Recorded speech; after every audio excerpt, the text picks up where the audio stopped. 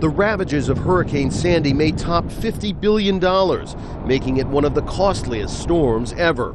No single weather event can be blamed solely on global warming, but scientists at places like the Earth System Science Center at the University of Maryland are drawing conclusions about the connections between extreme weather and the warming atmosphere. Here's an example. Antonio Busolacci is the center's director. There's no doubt that the background climate around the world is warming.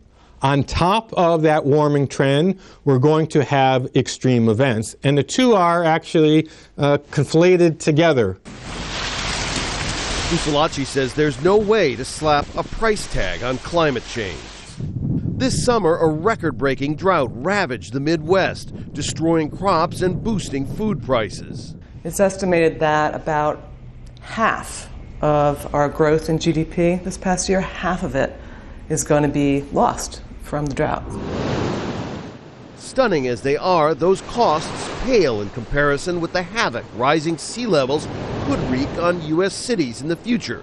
Scientists say if a storm the size of Hurricane Sandy were to hit Washington, this entire area, the heart of the nation's capital, would be underwater. And yet, efforts to enact a national climate policy remain stagnant. In President Barack Obama's first term, efforts to set a cap on carbon emissions and require companies to pay for emissions over their allowed limit failed to get through Congress.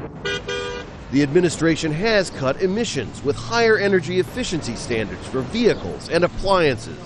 But in his first post-re-election press conference, Obama said more progress won't be easy. There's no doubt that for us to take on climate change in a serious way would involve making some tough political choices. If the message is somehow we're going to ignore jobs and growth simply to address climate change, I don't think anybody's going to go for that.